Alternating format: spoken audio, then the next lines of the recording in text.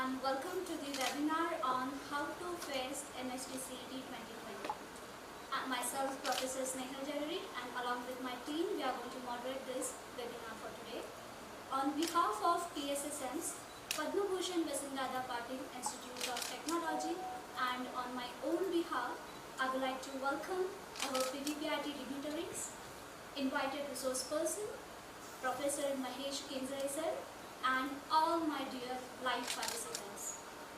Entering into professional course is a dream for everyone, and with many shortcuts and sometimes tricks that will made easy to save your time as well as to acquire the correct answers in competitive exams. So with this intention, we have invited our resource person, Professor Mahesh Kenzare sir, the founder of Sahyadri Tutorials Satara, who will be discussing about the tricks, some shortcuts in a nutshell. Taking this privilege to speak more about our resource person for today, Professor Mahesh Kenzare sir is BE in Mechanical Engineering with 18 years of teaching experience.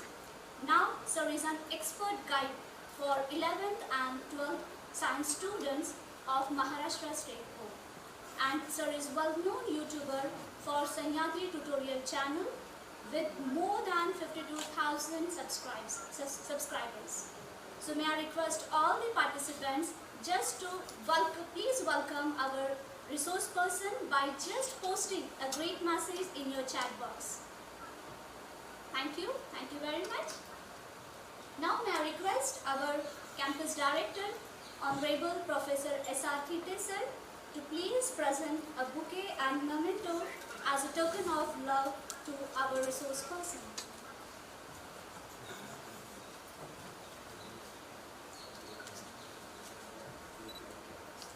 Welcome, Professor Mahesh Kenzare sir.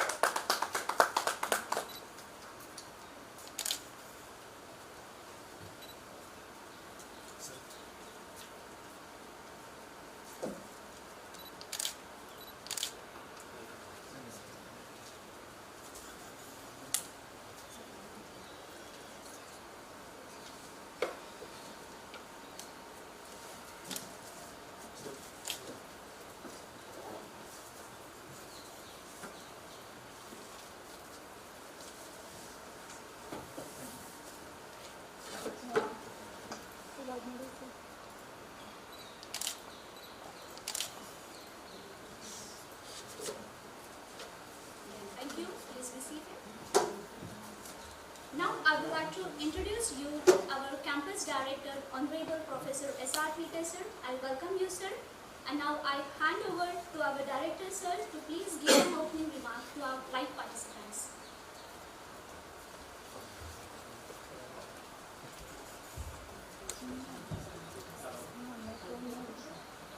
Good morning to everyone. शेतकरी शिक्षण मंडळाच्या Padma Bhushan Vasantdada Patil institute of technology पवदार या संकुलाच्या वतीनं आज how to face MSCET examination हा webinar arrange केलेला आहे. आणि ह्या वेबिनारसाठी Mahesh Kendre sir, founder Sahyadri tutorial Satara, आज वेळात वेळ काढून आज आपल्या इथे उपस्थित आहे. तर मी प्रथमतः सर्व संस्थेच्या वतीनं सरांचं हार्दिक स्वागत करतो आणि आभार मानतो की त्यांच्या बिझी शेड्यूलमधून त्यांनी हा मोलाचा वेळ हा आपल्या सर्व जे पार्टिसिपेट आहेत यासाठी दिलेला आहे. तर सरांचं संस्थेच्या वतीनं आभार. थोडंसं मी संस्थेविषयी आपल्या सर्वांना सांगू इच्छितो. जयवंत शिक्षण प्रसारक मंडळ या संस्थेची स्थापना ही 2000 साली झाली आणि संस्थेचं पहिलं इंजिनिअरिंग कॉलेज 2001 साली Rajshri Shahu college of engineering या ताथोडे इथं हे कॅम्पस आपलं सुरू झालं. आणि फक्त 7 फॅकल्टी मेंबर आणि 50 विद्यार्थी याच्यावरती सुरू झालेलं, याच्यावरती लावलेले छोटंसं वटवृक्ष संस्थेचे संस्थापक सचिव आदरणीय आमदार डॉक्टर तानाजीराव सावंत सर अतिशय प्रतिकूल परिस्थितीमध्ये सरांनी हे संस्थेचं छोटंसं वटवृक्ष छोटंसं रोप हे 2000 साली लावलं. आणि आज जर संस्थेची तुम्ही वाटचाल बघितली तर फक्त 20 वर्षामध्ये आज संस्थेचे जवळजवळ 75 इन्स्टिट्यूट्स आज कार्यरत आहेत.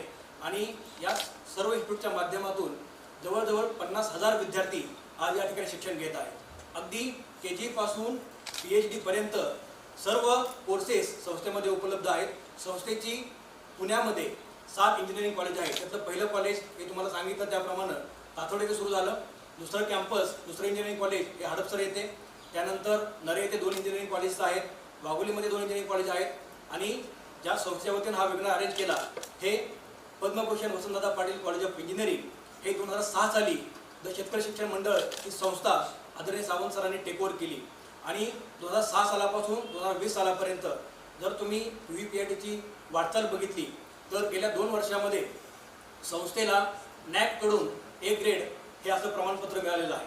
तर याच्यामध्ये सर्व मुलांचा आणि फॅकल्टी मेंबरचा तेवढा चांगला हा सहभाग आहे. मी थोडंसं PUPIT बद्दल तुम्हाला सांगू इच्छितो की कुठल्याही कॉलेजमध्ये ॲडमिशन घेत असताना महत्त्वाचा जो भाग असतो तो म्हणजे तिथली प्लेसमेंट. आणि मला सांगायला अतिशय आनंद होतो की आमचं ट्रेनिंग अँड प्लेसमेंट सेल हे खूप छान प्रकारे काम करत आहे. आणि मागच्या वर्षी जवळजवळ जेवढे विद्यार्थी एलिजिबल होते त्या विद्यार्थ्यांपैकी 90% विद्यार्थी हे चांगल्या चांगल्या कंपनीमध्ये प्लेस आहे.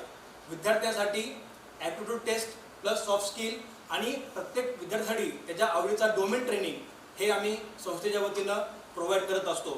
आणि जर प्लेसमेंटमधील पॅकेज तुम्ही बघितले तर आमचं हायेस्ट पॅकेज हे 18 lakhsचं आहे.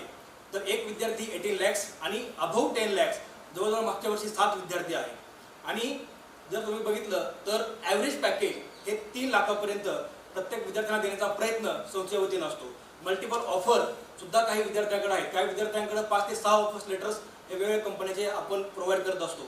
आणि चालू वर्षी फक्त कॉलेज चालू होऊन कॉलेज हे ऑनलाईन सुरू झालेलं आहे, पण कॉलेज सुरू झाल्यानंतर सुद्धा अगदी 2 महिन्यामध्ये आपल्या PUPIT संकुलाचे जवळजवळ 12 विद्यार्थी आज कॅपजिमिनी ह्या कंपनीमध्ये 3.5 लाखाचं पॅकेज आज घेत आहे.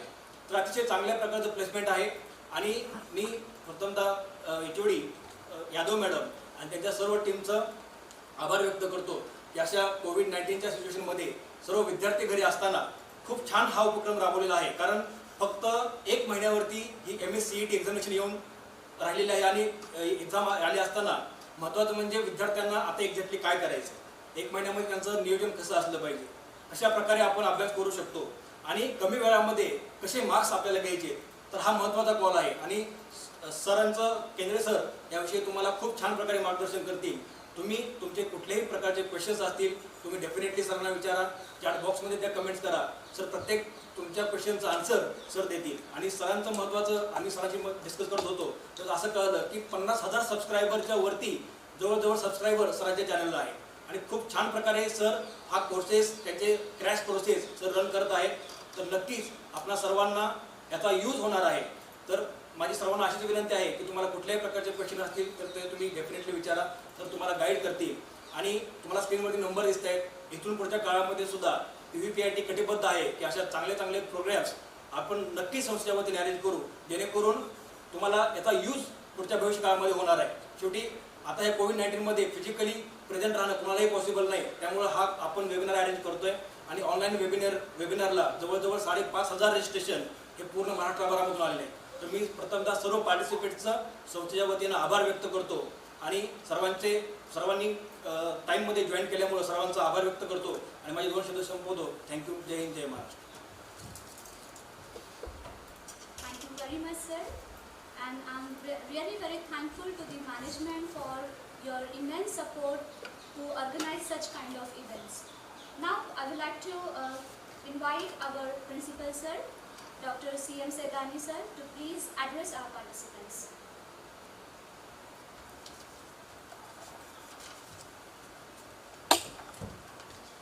Thank you, Snehal Javeri madam.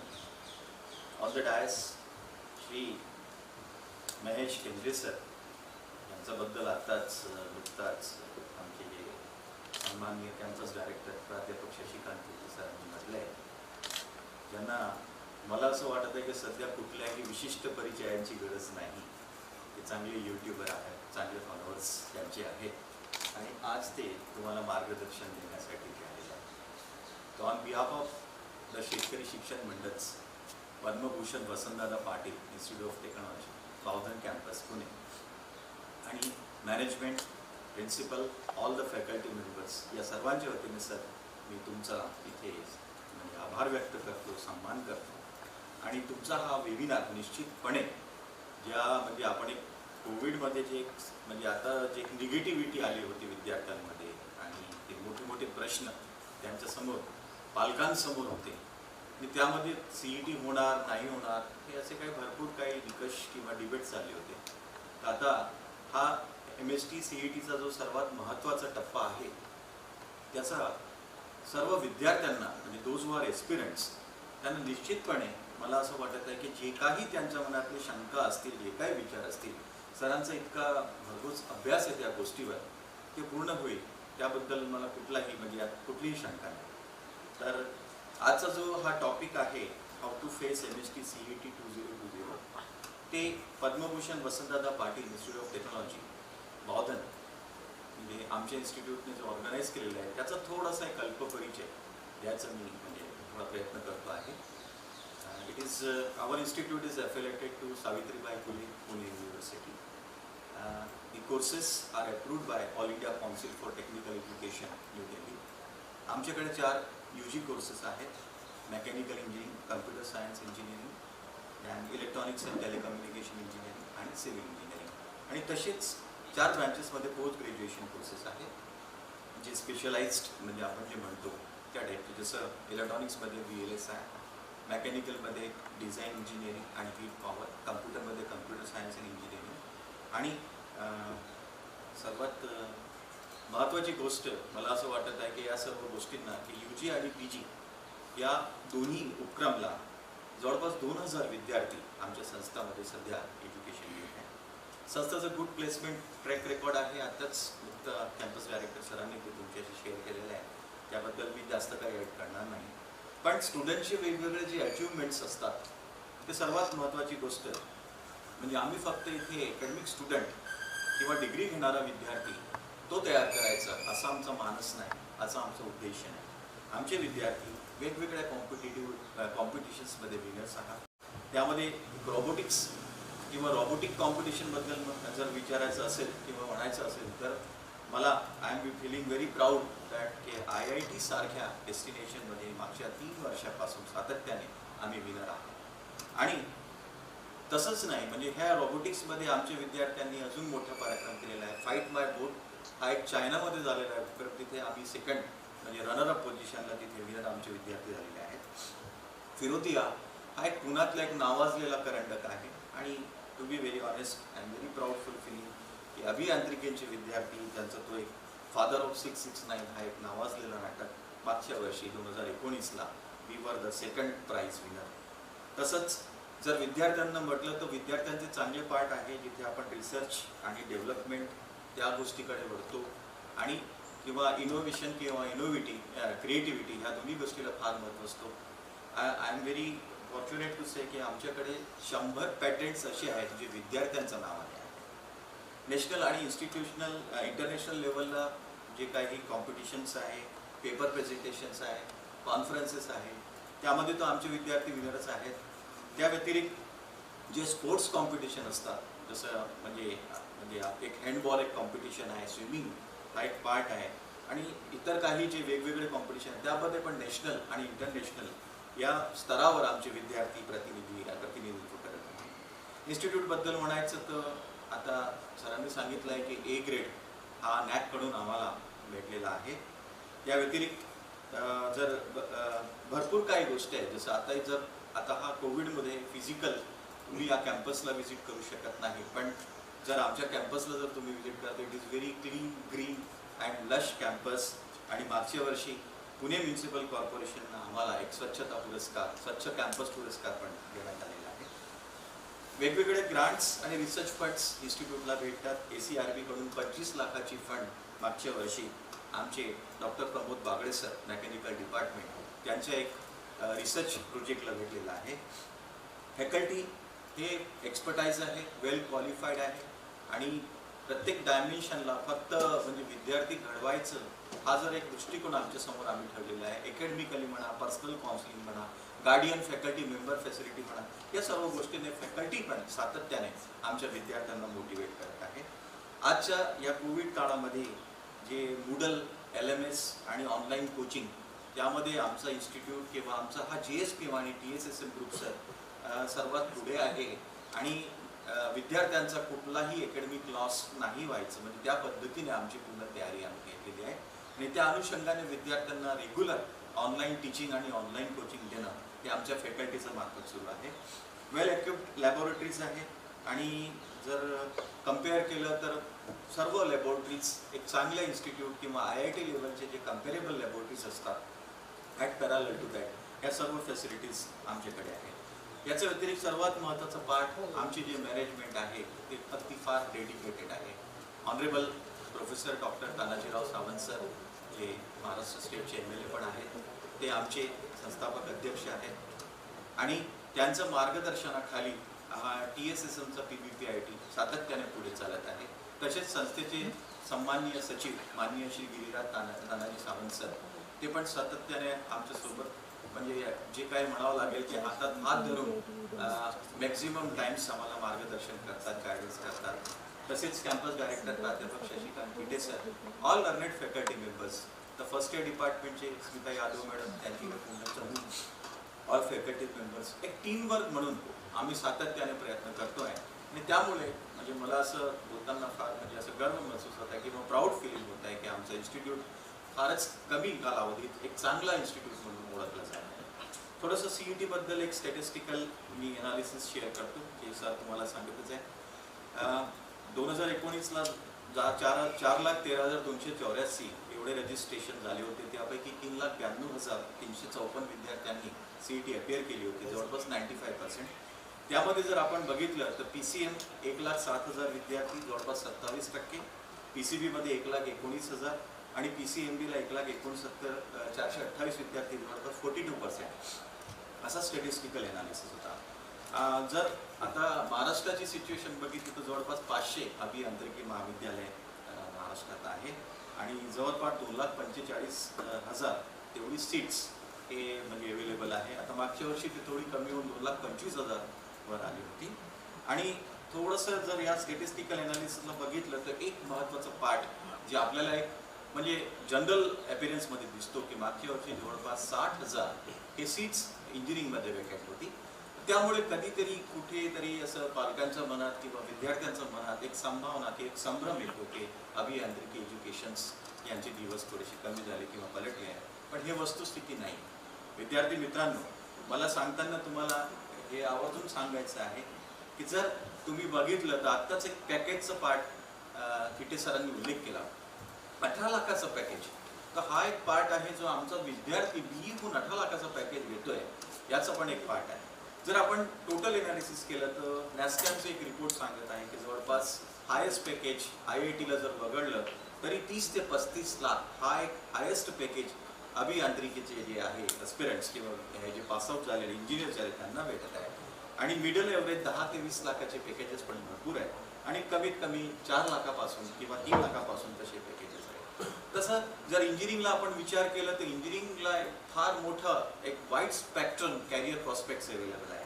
जर तुम्हाला ME करायचं आहे, MTech करायचं आहे किंवा अदर कंट्रीजमध्ये जाऊन MS करायचं आहे, MBA करायचं आहे किंवा असं कुठलाही कॅडर जिथे आपण सायंटिस्ट लेवलचा कॅडर म्हणतो, R&D मध्ये म्हणतो, असे भरपूर काही एक्सपोजर्स हे फक्त इंजिनिअरिंग एक अशी शाखा आहे किंवा इंजिनिअरिंग एक असा प्लॅटफॉर्म आहे ज्यामध्ये प्रत्येक विद्यार्थ्यांना भेटू शकतो. तर मला असं म्हणायचं आहे की मी काय CET बद्दल जास्त वेळ घेणार नाही. ऑलरेडी केंद्रे सर आहेत ते तुम्हाला मार्गदर्शन करतील. पण आज हा कोरोनाच्या काळात जे विद्यार्थी वर्ग थोडासा म्हणजे असं मला वाटतो की बॅकफुटला गेला होता, त्यांना एक कॅरियर काय होणार आहे, पुढचं भवितव्य काय होणार आहे, त्याबद्दल एक मोठी म्हणजे असं एक मला एक जाणीव त्या पॅरेंट्सना आणि असं आपण म्हणतो ना एक वरिंग पार्ट तो थोडासा समोर आला होता. मला असं म्हणायचं आहे की आपल्याला कुठल्याही गोष्टीला घाबरून जायचं हा कारण नाही आहे. तुम्ही तुमचा कॉन्फिडन्स ठेवा, तुमचं मनोबल उच्च ठेवा. CET आता होणार आहे, CETला कसं चांगलं पास आउट व्हायचं आहे त्यासाठीच हा एक मार्गदर्शन सोहळा आहे आणि ते तुम्ही एक्सपिरियन्स करा. शेवटी जाताना एक लहानशी वर्ड तुम्हाला एक मोटिवेशनल एक पोएट्रीच्या स्वरूपात मी प्रयत्न करतो आहे.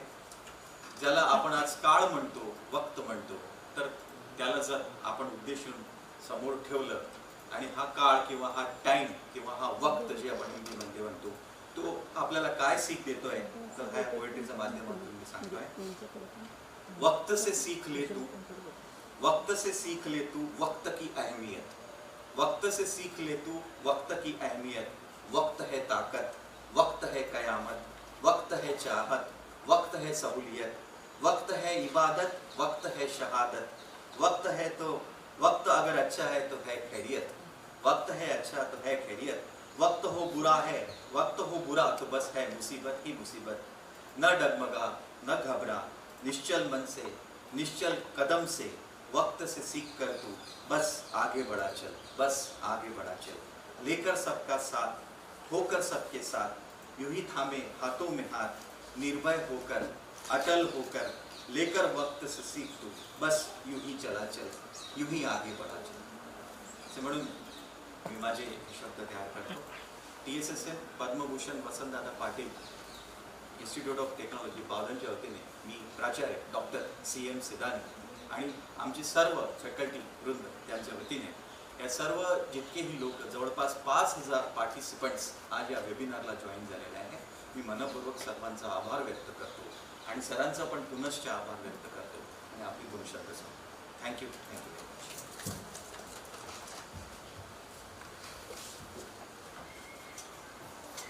Thank you, sir, for your poetry message poured to our live participants. Now I am privileged to announce that our Honorable Secretary of TSSN Group of Institute, Professor Divraj Sawant sir, has joined this webinar. Thank you, sir, for your valuable presence here. Now, before I hand over to the resource person, let me give you the scheduled information about this webinar, which will be associated into 3 sessions. In the first session, sir will provide you information about NSTCET 2020.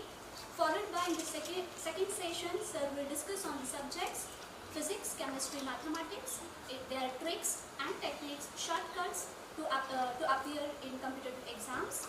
Then in the last session, we will be having question and answer. So, my dear students, for your information, you have to use your chat window to share your queries, your comments, so that I can transfer your queries to our resource person, and in the question and answer session that will be conducted in the end of this webinar. So be connected till the end of the session, and in the last sessions you have to be ready with your queries, with your doubts, so that it can be get solved in this webinar. So take many advantages for this from this webinar. So very soon you will be watching the live session of our resource person, Professor Mahesh. नमस्कार मित्रांनो, the शेतकरी शिक्षण मंडळ Padma Bhushan Vasantdada Patil institute of technology Bavdhan Pune तर्फे मी professor Swati Gandhi तुमचे स्वागत करते. 12th सायन्सचा रिझल्ट लागला, फ्युचरही डिसाईड होते. PCM ग्रुप ऑलरेडी होता, पण अचानक कोविडमुळे सगळेच चुकल्यासारखं वाटायला लागले. खूप प्रश्न होते CET करता. केव्हा होणार, कशी होणार, काय मेथड असणार, कोण मार्गदर्शन करेल, घरातील मोठ्यांच्या अपेक्षा, तुमची स्वप्न कसे होणार. खूप टेन्शन आहे ना. पण मित्रांनो, घाबरू नका. जर तुमचे ध्येय निश्चित असेल तर मार्ग मिळतोच. आज आपण सगळे खूप लकी आहोत की आपल्याबरोबर Sahyadri ट्युटोरियल्सचे director mister Mahesh Kendre sir आहेत. हो मित्रांनो, बरोबर, तेच ते यूट्यूबर ज्यांचे 50,000 पेक्षा जास्त सबस्क्रायबर आहेत. ते तुमच्या प्रत्येकाच्या मनातील प्रश्नांचे उत्तर देणार आहेत. तर तयार राहा, नीट ऐका आणि चला इंजिनियर होण्याकरता तयार होऊया. आणि हो, तुमच्याकरता एक गुड न्यूज द्यायची आहे. राज्य सरकारच्या नवीन नोटीसनुसार आज आणि उद्या म्हणजे 7 आणि 8 सप्टेंबर रोजी तुम्ही CETचा फॉर्म भरू शकणार आहात. काही शंका असतील तर आमचे प्राध्यापक वर्ग तयार आहेत तुमच्या मदतीला. तर चला, आपण ज्यांची वाट बघत आहोत ते mister Mahesh Kendre sir. Sir, मी तुमचे स्वागत करत आहे. I welcome you. येस, आणि मी सरांकडे सेशन हँड ओव्हर करत आहे. All the best dear student for your future. Thank you so much. Principal sir, director sir, PUBIT यांचे मी आभार मानतो की आपल्याला त्यांनी इथं वेबिनार जो अवेलेबल करून दिला किंवा वेबिनार आयोजित केला आपल्यासाठी म्हणूया आपण, त्याचे मी आभार मानतो. आणि आभार मानल्यानंतर लगेचच मी तुमची माफी मागतोय, काही टेक्निकल इश्यूजमुळे आपला कार्यक्रम थोडासा उशिरा सुरू झाला. ओके, मी सकाळी साधारण इकडे आलो, ओके, वेळेत मी पोहोचलो, पण टेक्निकल इश्यू मग ठीक आहे, आपला कार्यक्रम लेट सुरू झालाय. पण तेवढ्या वेळात मी कॉलेजचा कॅम्पस बघितला. ॲक्च्युली कॉलेजबद्दल मी माहिती घेतली म्हणूया आपण. इतका छान कॅम्पस, इतकी ग्रीनरी म्हणूया आपण. माझा सगळा थकवा निघून गेला. म्हणजे 2-2.5 तास तो माझा प्रवास झाला म्हणूया आपण, तो सगळाच थकवा निघून गेला. ओके, आता हे कॉलेज जे आहे PVPIT, जिथं हा आता वेबिनार आपण घेतोय म्हणूया आपण, हिची स्थापना झाली 2006 साली. ओके, आणि NAAC रँकिंग म्हणूया आपण किंवा ग्रेड A या संस्थेला आहे. अतिशय चांगला परफॉर्मन्स आहे कॉलेजचा. आणि हे सगळं जे आहे ते TT सरांनी मगाशी तुम्हाला सांगितलं, प्रिन्सिपल सरांनी पण सांगितलं की मेन तुम्हाला काय पाहिजे असतं मुलांनो, कॅम्पस थ्रू सिलेक्शन. तो तर बेस्टच क्रायटेरिया आहे. आता तुम्ही म्हणाल मी हे काय सांगतोय तुम्हाला, ही 2 मिनिटात मी सांगणार आहे. आणि मेन जो आपला पॉईंट आहे ना, की ज्याच्यासाठी हा वेबिनार आहे, ते तर मी बोलणारच आहे, लक्षात घ्या. थोडा ब्रेक लागेल मध्ये, 15-20 मिनिटाचं झालं बोलून मी ब्रेक घेईन. ओके, आणि त्याच्यानंतर हा सेशन झाल्यानंतर जो आपल्याला वेळ मिळालाय 1 महिन्याचा म्हणूया आपण, तो प्रॉपर युटिलाइज करायचा आपल्याला. 1 महिन्यापेक्षा कमी वेळ आहे मला मान्य आहे.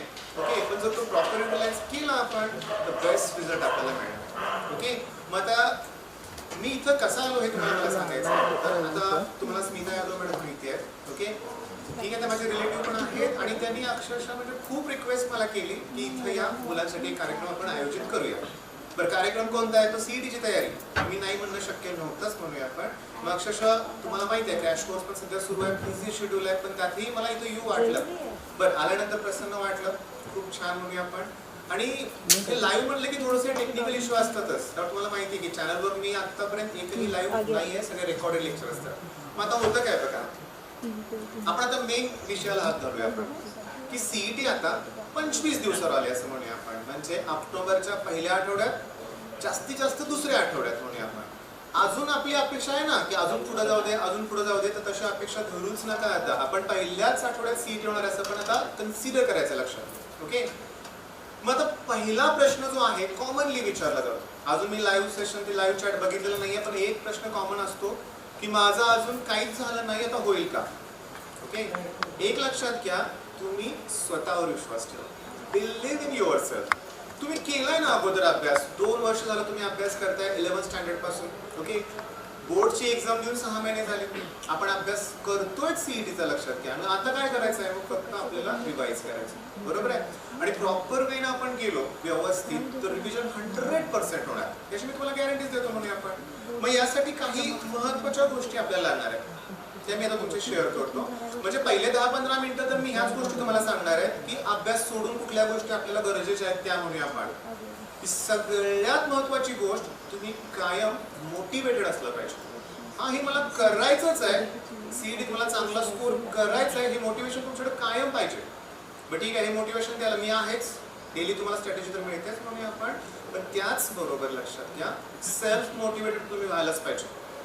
निगेटिव्ह गोष्टीकडे लक्ष देऊ नका. होईल का अभ्यास असा विचार कशाला करताय? माझा होणारच आहे अभ्यास आणि करायचाच आहे आपल्याला अभ्यास, ही गोष्ट अतिशय महत्त्वाची आहे. आता मोटिवेशनचं म्हणाल ना, तर बरेच प्रकार आहेत बघा. काही जण सेल्फ मोटिवेटेड असतात, त्यांना काय सांगायची गरज लागत नाही, सिन्सिअर असतात, त्यांना काय सांगायच लागत नाही म्हणून आपण, ते स्वतः अभ्यास करतील.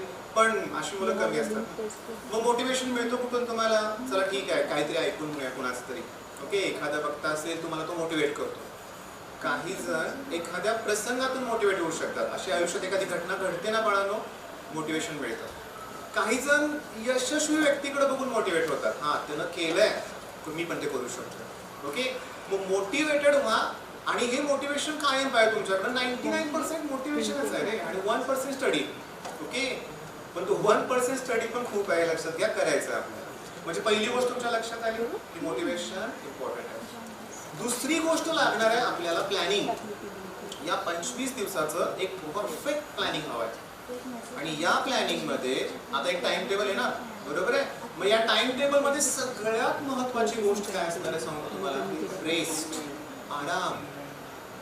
म्हणजे काय तुम्हाला सांगतो की तुम्हाला वाटलं असेल चला ठीक आहे, सकाळी किती वाजता उठायचं, किती तास अभ्यास करायचा, या गोष्टी मी तुम्हाला सांगेन तुम्हाला, ते पण महत्त्वाचं आहे. पण 25 दिवस उरलेच, मग रात्रंदिवस नुसता अभ्यास अभ्यास अभ्यास, आरामच नाही करायचा. म्हणजे नुसतंच बघा, रात्रभर जागायचं आहे, सकाळी पण पुन्हा लवकर उठायचं आहे, दुपारची रेस्ट नाही आहे, जेवणाकडे लक्ष नाही आहे, ब्रेकफास्ट वेळेवर नाही आहे. मग अशा अभ्यासाचा फायदा होणार नाहीये. तुम्ही थकून गेल्यावर काय उपयोग आहे? एक्झाम पर्यंत तुम्ही थकून गेला तर एक्झाम मध्ये तुम्ही कसं काय तुमचा 100% परफॉर्मन्स देणार? ओके, बरोबर माझं म्हणणं. मग रेस्ट ही इम्पॉर्टंट आहे. म्हणजे कमीत कमी 6 तास सलग दिवसातून म्हणजे रात्री म्हणूया आपण झोपलं पाहिजे. लक्षात घ्या, झोप ही हवीच आहे. 6 ते 7 तास झोपला म्हणून काय बिघडणार नाही, पण त्याच्या पुढे नको. 10 तास 11 तास 12 तास झोपल्यात काही उपयोग नाही आहे, लक्षात घ्या. आणि एक महत्वाची गोष्ट बरं का, आता रेस्ट तुम्हाला सांगितलं आणि तुमचं डाएट पण खूप इम्पॉर्टंट आहे. जेवण, तो ब्रेकफास्ट, हे जे सगळ्या गोष्टी आहेत ना, लंच डिनर सगळं म्हणूया आपण, हे योग्य वेळेस आणि योग्य प्रमाणात व्हायला पाहिजे. ओके, ते तुम्हाला फॉलोच करायचं आहे.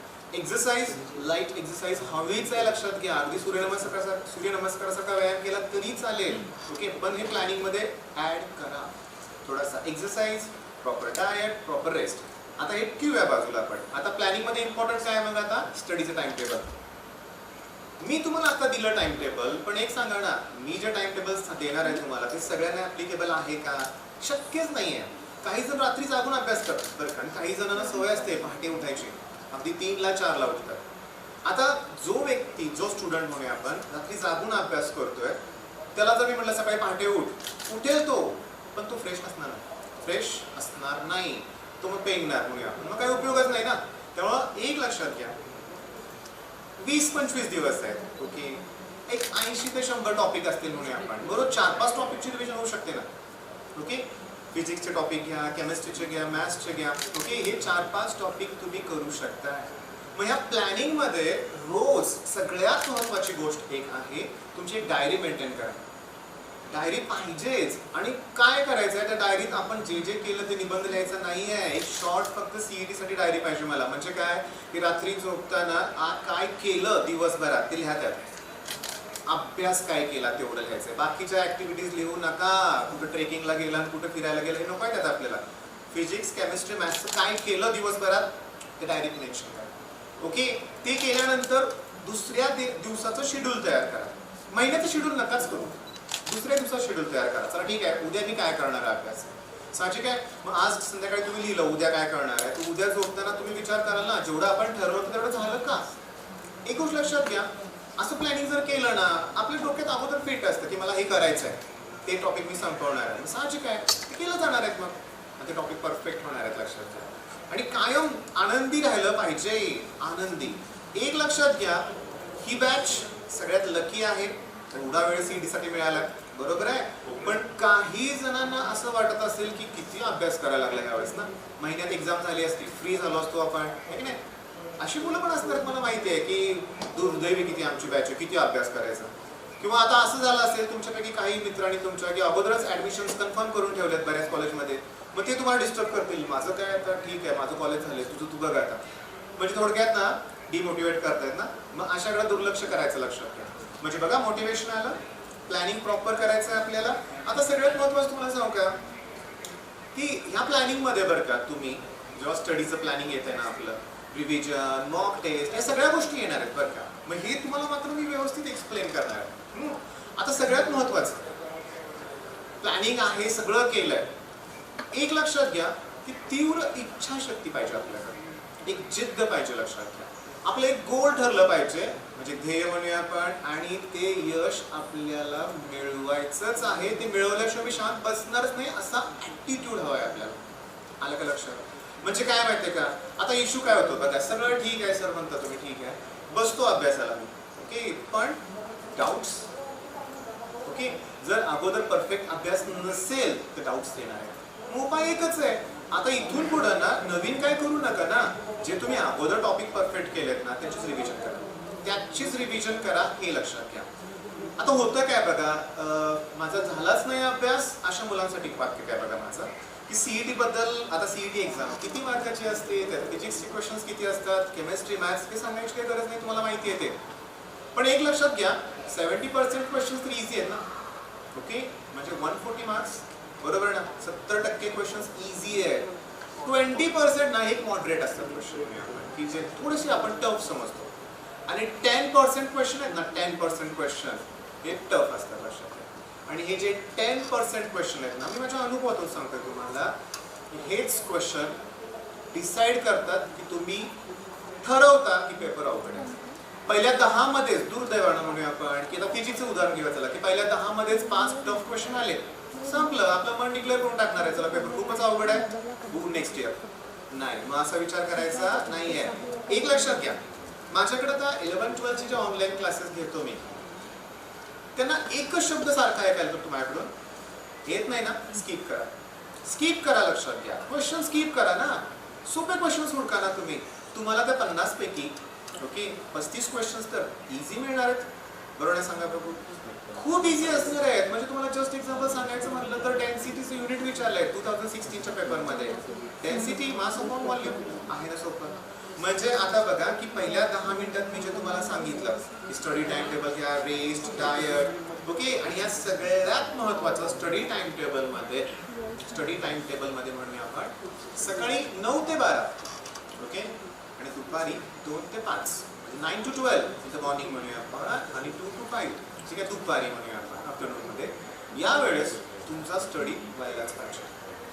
बऱ्याच जणांना कळालं असेल मी असं का सांगतोय, कारण सकाळी 9 ते 12 हा जो वेळ आहे त्यात मॉर्निंग सेशनचे पेपर असतात सीईटीचे, बरोबर आहे, आणि दुपारी 2 ते 5 मध्ये आफ्टरनूनचं सेशन असतो, बरोबर आहे, इव्हिनिंग सेशन म्हणूया आपण. ठीक आहे, मग या दरम्यान जर आपण रेस्ट घेत राहिलो तर एक्झामच्या वेळेस पण तसंच राहील. पण माझं तुम्हाला सजेशन काय आहे की आता मॉक टेस्ट द्यायची ना आपल्याला, सकाळी 9 ते 12 या सेशन मध्ये एक मॉक टेस्ट द्या, आणि 2 ते 5 नेक्स्ट डे, बरं का, लगेच त्या दिवशी द्या असं म्हणत नाहीये मी. एका दिवशी 2 आधी मॉक टेस्ट कुणी द्यायची, कशी द्यायची हे ब्रेक नंतर मी एक्सप्लेन करणार आहे. म्हणजे आत्ताच माझं हे बोलणं झालं ओके, मी जे सांगितलेले पॉईंट्स आहेत ना ते तुमच्यासाठी महत्त्वाचे आहेत. पण या सगळ्याचा जो काय मेन पॉईंट आहे ना तो आहे असा की आपल्याला कष्ट घ्यायचे, प्रचंड कष्ट घ्यायचे, आणि कष्टाशिवाय काय मिळणारच नाही इथून पुढे आयुष्यात, हे लक्षात घ्या. आणि हे जे कष्ट आहेत ना त्यात एक आनंद मिळाला पाहिजे. म्हणजे बघा की आता मी कोचिंग क्लासेस घेतो, गेली समजा 18 वर्ष मी घेतोय, पण आज देखील मला प्रचंड कष्ट घ्यावं लागतं. पण मी नाराज आहे का त्याच्यावर की नाहीये, आता क्रॅश कोर्स सुरू केल्यापासून तर रात्री 2 वाजल्याशिवाय झोपच मिळत नाही, पण मी त्यात आनंदी आहे. आणि असा आनंद तुम्ही घ्या तुमच्या कष्टावर. ओके, मग आता मी सुरुवातीचे एक 5-10 मिनिटं बोललोय, आता मी एक 2 मिनिटाचा मी ब्रेक घेणार आहे, लक्षात घ्या. ओके, आणि या ब्रेक नंतर आपण मेन आपलं जे काय माझं प्लॅनिंग आहे तुम्हाला मी सांगतो. आता तुमच्यापैकी बऱ्याच जणांचा स्कोर अप टू 80 येत असेल, 80 to 100 येत असेल, 100 to 120, 120 to 140 म्हणूया आपण, किंवा 160 प्लस. या मुलांनी आता अभ्यास कसा केला पाहिजे याच्याबद्दल मी पुढच्या 10 मिनिटात बोलणार आहे, ब्रेक नंतर म्हणूया आपण. आणि सगळ्यात शेवटी मग आपण हा सब्जेक्ट डिस्कस करूया. ओके, आणि एक लक्षात घ्या, माझं डिस्कशन कसं असणार तुम्हाला मी क्लिअरली सांगतो. ऍक्च्युली सीईटी ही एक्झाम जरी बरेच जण इझी समजत असले तर यात टाइम मॅनेजमेंट किंवा बरेचसे मुद्दे आहेत, मी त्याच्याबद्दल बोलणार आहे, बरं का. बऱ्यापैकी म्हणजे मी काही शिकवत बसणार नाही, मी अगोदरच सांगतो, पण मी जे काही सांगेन ना ते अतिशय उपयोगी पडणार आहे आपल्याला. ठीक आहे, मग एक 5 मिनिटाचा ब्रेक घेऊया आपण, आणि ब्रेक नंतर लगेच आपण ठरल्याप्रमाणे आपलं सेशन पुन्हा रिस्टार्ट करूया. Now, I would like to introduce you with our FE HOD, Professor Smita Yadav ma'am, to address the participants. Over to ma'am. नमस्कार विद्यार्थी मित्र व पालकवृंद हो. आपल्या या कार्यक्रमाला तुम्ही अतिशय छान असा रिस्पॉन्स दिला, त्याबद्दल तुम्हा सर्वांचे खूप खूप आभार. अतिशय सुंदर टीचिंग स्टाईलमुळे मुलांचे आयडॉल असलेले महेश केंजळे सरांना मी खूप धन्यवाद देते की त्यांनी त्यांच्या बिझी स्केड्यूलमधून त्यांचा मोलाचा वेळ आपल्यासाठी दिला. येत्या काळातसुद्धा तुम्हाला त्यांच्या स्मार्ट टेक्निक्सचा खूप फायदा मिळणार आहे. हार्डवर्क, प्रॉपर गायडन्स आणि स्मार्ट वर्क यामुळे तुमच्या यशाचा मार्ग सोपा होईल हीच अपेक्षा. स्मार्ट हा शब्द नसून ती एक पंचसूत्री आहे. स्मार्टमधील एस हे letter strict and sensitive, M means modern, A means attentive, R means realistic and reliable, T means train and technology. आणि अशा पद्धतीने तुम्ही तुमचा अभ्यास पुढे सुरू ठेवावा.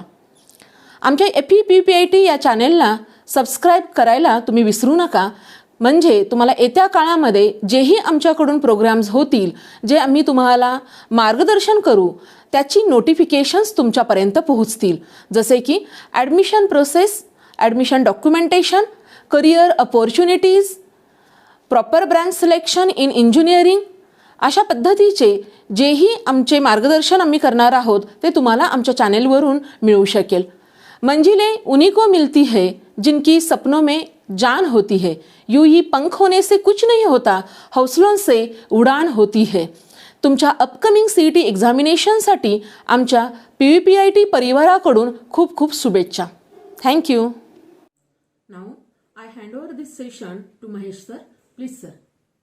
ओके, आता फळा आहे माझ्याकडं, ठीक आहे. आणि मी तुम्हाला आता काय करणार मार्गदर्शन ते ऐकायला की मगाशी मी बोललो तुम्हाला ब्रेक घ्यायच्या अगोदर म्हणे आपण की आपला CETचा स्कोर आउट ऑफ 200 सध्या किती होतोय, हा एक खूप महत्त्वाचा क्रायटेरिया म्हणे आपण. आता मी काय करणार आहे की मगाशी बोललो तसं आपण सेशन्स करूया, म्हणजे सेक्शन्स करूया म्हणे आपण की अप टू 80 अशा प्रमाणात. पण सुरुवातीला मी बोलणार आहे या मुलांबद्दल ज्यांचा स्कोर आत्ताच 160 प्लस होतोय आहेत. आणि अशी बरीच मुलं आहेत लक्षात घ्या ज्यांचा स्कोर आउट ऑफ 200 160 प्लस सध्या होतोय. म्हणजे बेस्ट स्टुडंट आहे, बरोबर आहे. ह्यांचा अभ्यास परफेक्ट झाला लक्षात घ्या. मग आता काय केलं पाहिजे यांनी हे मी 2 मिनिटात तुम्हाला सांगतो. 2 मिनिटात का म्हणतोय, कारण ह्यांना सांगायची गरजच नाहीये. आपल्याला जास्त वेळ लागणार आहे कुणासाठी, ज्यांचा स्कोर कमी होतोय त्यांनी इम्प्रूव्ह करण्यासाठी काय केलं पाहिजे ह्याच्यावर आपण जास्त डिस्कशन करणार आहे. मग यांनी काय केलं पाहिजे, डेली मॉक टेस्ट दिला पाहिजे. देऊ शकता तुम्ही, लक्षात घ्या तुमचा अभ्यास झालाय सगळा, ओके. पण एक धोका असा आहे की माझा अभ्यास झालाय सगळा, ओके, आणि मी आता जास्त काय करणार नाहीये, मी रेस्ट घेणार आहे, ओके. असं जर ऍटिट्यूड ठेवला ना तर 160 60 व्हायला पण वेळ लागणार नाही, बरं का, लक्षात घ्या. एवढं खाली नाही येणार, तुम्ही मला माहिती आहे, लक्षात घ्या. पण स्कोर कमी तर होईल ना जर दुर्लक्ष केलं तर. तेव्हा तुम्हाला काय करायचं आहे की प्रॉपर मॉक टेस्ट द्यायचं आहे. आता मॉक टेस्ट, आता तुमच्यापैकी अशी मुलं आहेत ही मला माहिती आहे की अरिहंत पब्लिकेशनच्या 24 मॉक टेस्ट कंप्लीट आहे, टार्गेटच्या 20 आहे त्या पण कंप्लीट आहे, किंवा PLPN प्रज्ञा पब्लिकेशन त्याच्या 10 का 15 मॉक टेस्ट आहेत त्या पण तुमच्या सोडवून झालेल्या आहेत. बऱ्याच युट्यूबर्सनी तुम्हाला मॉक टेस्ट प्रोव्हाइड केलेत, बरेच, ठीक आहे, त्या पण तुमच्या सोडवून झालेत. मग तुमचा असा प्रश्न पडला आता कुठल्या सोडवायच्या, झालेल्या मॉक टेस्ट परत सोडवा तरी चालेल. प्रत्येक मॉक टेस्ट मध्ये तुमचं काही आउट ऑफ स्कोर झालाय का नाही आहे लक्षात घ्या. मग पुन्हा रिटेस्ट दिली म्हणून काही बिघडणार नाही आहे लक्षात घ्या. कारण सिरियसली नवीन मॉक टेस्ट आणायच्या कुठून असा पण प्रश्न यायचा लक्षात घ्या. पण झालेल्या मॉक टेस्ट परत द्या, त्यात तुमचा स्कोर बघा ना आता किती होतोय ते. आणि एक गोष्ट लक्षातच ठेवा, आता जस्ट मी सांगतो एक डाऊट मुलाचा की त्याचं म्हणणं होतं की अरिहंत पब्लिकेशनची मॉक टेस्ट मी जेव्हा देतो माझा स्कोर कमी येतो, आणि जेव्हा मी दुसऱ्या पब्लिकेशनचं नाव घेत नाही जाऊ त्या पब्लिकेशनचा मॉक टेस्ट दिल्या स्कोर माझा जास्त होतो. म्हणजे त्याचं क्लिअर कट म्हणणं होतं की अरिहंतच्या मॉक टेस्ट टफ असतात आणि दुसऱ्या पब्लिकेशनच्या मॉक टेस्ट इझी असतात. हे कुणी ठरवलं, त्यानंच ठरवलं लक्षात घ्या. आणि त्याच्या डोक्यात ते फिट बसलं होतं. कारण नेहमी काय होणार मग की अरिहंतची मॉक टेस्ट देताना त्याचा माइंड अगोदरच ठरवणार आहे की तो पेपर अवघड असणार आहे. जरी सोपा असला तरी त्याने अगोदरच डिक्लेअर केले की तो अवघड आहे. मग असं काही करू नका. तुम्ही काय करा माहिती काय लक्षात घ्या. आता मी तुम्हाला सांगतो, तुमच्या डोक्यात एकच फिट ठेवायचं तुम्हाला, CETचा पेपर सगळ्यात सोपा असतो, बस प्रश्न भेटला लक्षात घ्या. आणि असतोच सोपा CETचा पेपर. मग त्यात उरलं काय मग सांगा, टाइम मॅनेजमेंट आहे. मग तुम्हाला त्याच्याकडे लक्ष द्यावं लागणार आहे. इथं मेन इश्यू तोच आहे की तुम्हाला सगळं अटेम्प्ट करायचं आहे, सगळं येतंय तुम्हाला, आणि मग तुमचा सिली मिस्टेक होणार. जर तुम्ही थोडंसं तरी टेन्शन घेतलं लास्ट मोमेंटला की आता थोडासा वेळ उरला एवढे प्रश्न, तुम्हाला फक्त तुमचं मन शांत ठेवायचं, मन शांत ठेवायचं आहे. मग अगोदर मी बऱ्याच वेळा मुलांना सांगितलंय मेडिटेशन शिवाय पर्यायच नाही आहे, ओके. थोडा वेळ करायचा आहे, आपल्याला तासन तास ध्यान लावून बसायचं नाही आहे आताच्या स्टेजला. 5-10 मिनिटं करा ना मेडिटेशन, पण कराच, ओके. इव्हन तुम्हाला सांगू का, आता हा वेबिनार सुरू व्हायच्या अगोदर पण अगदी 2 मिनिटं ना मी इथं बसलो होतो ना, शांतपणे मी डोळे मिटले होते आणि मी शांतपणे 2 मिनिटाचं मेडिटेशन केलं, ओके. हे पण माझ्यासाठी अगदी नवीन आहे, लाईव्ह तर पहिल्यांदाच आहे म्हणूया आपण, पण मी कॉन्फिडंट झालो त्या मेडिटेशनमुळे ना. म्हणजे तुम्हाला पण गरजेचं आहे, म्हणजे तुमचा रिझल्ट बेस्ट लागणार आहे, पेपर खूप इझी असणार आहे हे लक्षात ठेवा. आणि तुम्ही नकोय मला असं नाही आहे, तुम्ही पण पाहिजेच मला म्हणूया आपण, पण तुम्ही एक्सपर्ट आहेत लक्षात घ्या. मग जास्त वेळ मला कुणाला आता मार्गदर्शन करायचं आहे ज्यांचा स्कोर कमी आहे.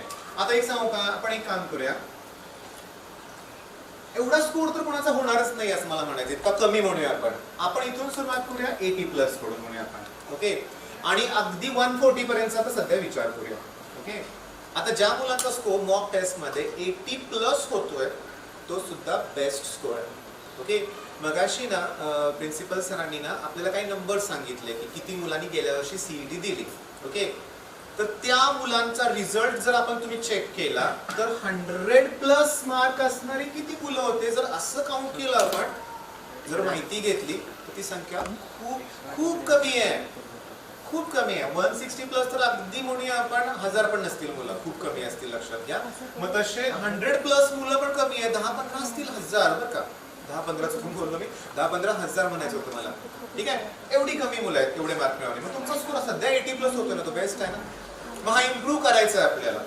मग इम्प्रूव्ह करायचा ना स्कोर, एकच सब्जेक्ट आपल्याला मदत करणार आहे जास्त, तो आहे मॅथ्स. मॅथ्स शिवाय पर्यायच नाही. आणि आपण आता PCM बद्दलच बोलतोय बरं का, लक्षात घ्या. आणि तुम्हाला माहिती आहे की माझ्या चॅनलवर बायोलॉजीचं एकही लेक्चर नाहीच आहे, म्हणजे माझा फोकस हा PCM वरतीच आहे, लक्षात घ्या बरं का, पहिल्यापासून. मग मला काय म्हणायचं आहे, मग आपण CET देतोय मोस्टली इंजिनिअरिंगसाठी. ओके, मोस्टली असा विचार तर करूया आपण. मग इंजिनिअरिंगला ऍडमिशन घेतल्यानंतर पण हाच सब्जेक्ट आहे ना, मॅथ्स. ओके, आणि इथं पुढच्या 25 दिवसात तुम्हाला डेली जो तुमचा अभ्यासाचा वेळ आहे ना, त्यातला 60-70% वेळ तुम्ही मॅथ्सला द्या, काय हरकत नाही. इंटिग्रेशन परफेक्ट करा. ओके, इंटिग्रेशन परफेक्ट करा. आता सांगतो तुम्हाला, लक्षात घ्या. म्हणजे आता आपल्या शेड्यूलमध्ये आपण काय ठरवलं होतं, चला की पुन्हा एक मध्ये ब्रेक थोडासा असणार आहे, थोडासा ब्रेक असणार आहे. आणि त्या ब्रेकचा शेड्यूल पण कदाचित चेंज होईल, कारण नेटवर्कचे इश्यू आहेतच अजून सुद्धा म्हणूया आपण. तरी देखील तुमचं एवढं सहकार्य, पुन्हा एकदा तुमचे आभार मानतो, लक्षात घ्या. पण आता मी सांगतो काय, मॅथ्स मध्ये काय करूया माहिती आहे का, की आपण टॉपिकला ना असं प्रायोरिटी देऊया म्हणूया आपण. प्रायोरिटी 1 म्हणजे तो टॉपिक कुठला असेल, साहजिक इंटिग्रेशन. का, कारण त्याच्यावरती 5 ते 6 क्वेश्चन असणार आहे. इंटिग्रेशन मध्ये सगळं येणार, डेफिनाइट, इनडेफिनाइट, एरिया वगैरे सगळं. मग त्याच्यावरती 5 क्वेश्चन जर येत आहेत, 10 मार्क झाले टोटल, म्हणजे 10% एक कन्सेप्ट, एक टॉपिक म्हणूया आपण. आता एक्झाम्पल घेऊया सर्कल आणि कोनिक्सचा. त्यात काय करावं लागतं, सर्कल टॉपिक करावं लागतं, बऱ्यापैकी मोठाच आहे 11 स्टँडर्डचा. पुन्हा पॅराबोला आला, इलिप्स, हायपरबोला, असे 4 टॉपिक झाले. ओके, आणि कुठल्या स्टँडर्डचे, 11 स्टँडर्डचे. वर्षभर केलंय का तुम्ही, नाही केलं. जेव्हा बोर्डची एक्झाम झाली त्यानंतर तुम्ही केलंय, मान्य आहे. किती क्वेश्चन येतील या टॉपिकवरचे, एक येतो, एकच येतोय, म्हणजे करायला लागतंय भरपूर, आणि क्वेश्चन एक येतोय. मग याला थोडंसं पाठीमागं ठेवूया. मग तुम्ही इंटिग्रेशन करा. ओके, मग 3D लाईन प्लेन, याचे पण 4 ते 5 क्वेश्चन असतात, लक्षात घ्या. मी असं म्हणतोय ना 4 ते 5 क्वेश्चन, असं काय म्हणतोय, कारण असं फिक्स असं काय नाहीये, लक्षात घ्या, की वेटेज म्हणूया आपण. कधी 3 क्वेश्चन येतील, कधी 4 क्वेश्चन येतील, असं पण आहे. Trigonometric function. आणि सगळ्यात गंमत सांगू का, लॉजिक सारखा टॉपिक आहे ना, त्याचे 2 ते 3 क्वेश्चन असतातच. मग सर्कल आणि कोनिक करण्यापेक्षा लॉजिक करणं परफेक्ट. म्हणजे माझं म्हणणं काय, की काहीही करा, मला याच्यात स्कोर तुम्ही निदान आत्ता, जेव्हा थोड्या दिवसांनी तुमची पहिली मॉक टेस्ट होईल, तुम्ही द्याल म्हणूया आपण, जरा बऱ्यापैकी तयारी करून. आज 7 तारीख आहे, बरोबर ना. एक काम करूया, 12 तारखेला पहिली मॉक टेस्ट द्या तुम्ही 5 दिवसांनी. त्यात तुमचा मॅथ्सचा स्कोर 60 प्लस व्हायला पाहिजे. म्हणजे तुम्ही हे 5 दिवस काय करणार आहे, की तुमचा 70% वेळ हा फक्त मॅथ्सला द्या. टोटल जो अभ्यास करणार त्यातला 70% वेळ, आणि उरलेलं मग फिजिक्स केमिस्ट्री करते. ओके, मग साधं बघा, मी तुम्हाला जस्ट एक एक्झाम्पल देतो. बघा, 2 स्टुडंट, माझेच दोन्ही पण स्टुडंट होते म्हणूया आपण, आणि त्यांचा ना फिजिक्स आणि केमिस्ट्रीचा स्कोर आणि मॅथ्सचा स्कोर आपण कम्पेअर करू. दोघांना फिजिक्स केमिस्ट्री मध्ये जो स्कोर होता तो 60-60 होता म्हणूया आपण. ओके, आणि एका स्टुडंटचा मॅथ्स मध्ये स्कोर फक्त 32 होता, फक्त 32, लक्षात घ्या. आणि एकाचा होता 72. त्याचं काउंट करा, 130 प्लस स्कोर गेला, आणि ह्याचा फक्त 90 प्लस. ओके, मग आलं का ध्यानात, मेन जो डिफरन्स होणार आहे ना, तो मॅथ्स मुळेच होणार आहे. आता ह्याच्याबद्दल पण मला बोलायचं आहे. 32 मार्क आहेत. ऍक्च्युली ना स्टुडंट तो माझाच होता म्हणूया आपण, लक्षात घ्या. दोन्ही पण स्टुडंट माझेच, मी तुम्हाला सांगितलं. मग एवढं काय झालं, तर याचं रिझन मी तुम्हाला सांगतो. आपण मी कुणाला डिमोटिवेट तर कधीच करणार नाही, लक्षात घ्या, कुणाला नाव पण ठेवत नाहीये. पण एक स्टुडंट मध्ये असा एक प्रकार असतो विद्यार्थ्यांमध्ये, की 10th स्टँडर्ड पर्यंत बऱ्यापैकी ते पाठांतरच करतात. ओके, मग या मुलांना थिअरीमध्ये खूप चांगले मार्क मिळतात. म्हणजे हा जो स्टुडंट आहे तो थिअरीमध्ये 85 प्लस पर्सेंटेज त्याला मार्क होते बोर्डला म्हणूया आपण. मग मॅथ्स मध्ये 99 होते आउट ऑफ 100. मग बोर्डला जर 99 असतील तर मग सीईटीला 32 का पडले. मग मी मग अशीच बोललो, भीती मनातली, भीती. आणि एक लक्षात घ्या, सीईटीचे पेपर काढून बघा पाठीमागचे 2016, 17, 18. तुम्हाला अरिहंत पब्लिकेशन्स एक बुक आहे, त्यात सगळे प्रिव्हियस इयर्स क्वेश्चन पेपर दिले. मी तुम्हाला सांगतो काय ते बघा, की मॅथ्सचे जे क्वेश्चन सीईटीत आले ते 100% टेक्स्ट बुक मधले जसेच्या तसे आहेत, तेच क्वेश्चन्स आहेत.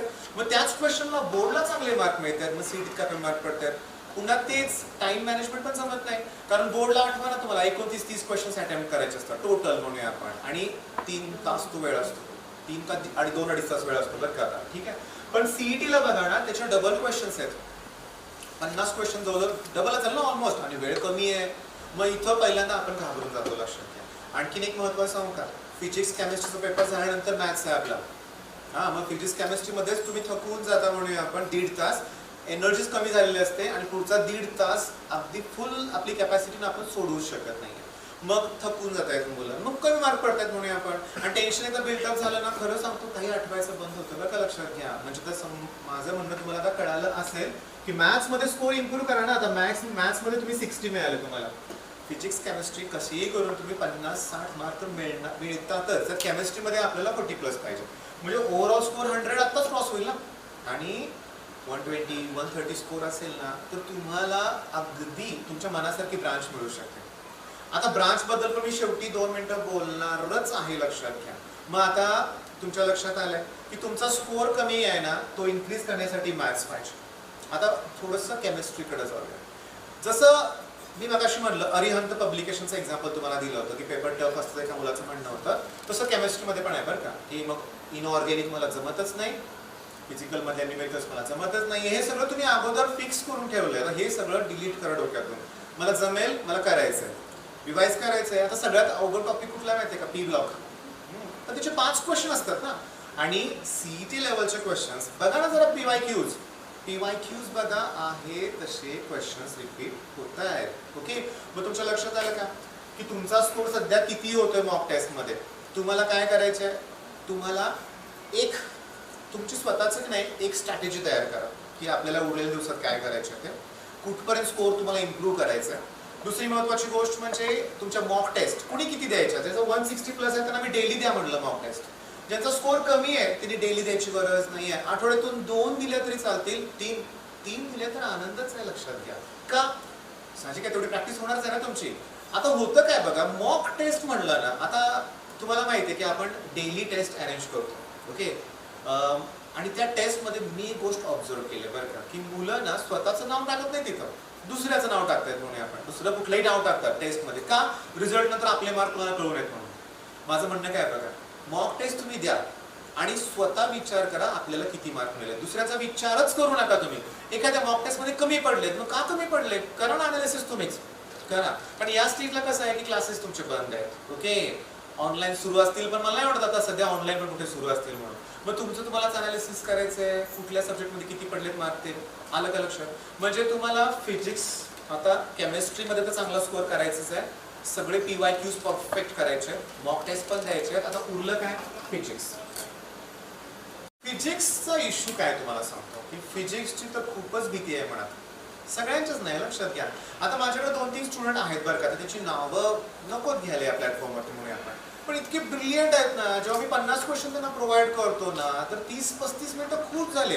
आणि जेव्हा चेक केले ना त्यांचे क्वेश्चन्स ना, त्या 50 पैकी 48-49 त्याचे बरोबर असतात, एखाद दुसरा चुकलेला असतो.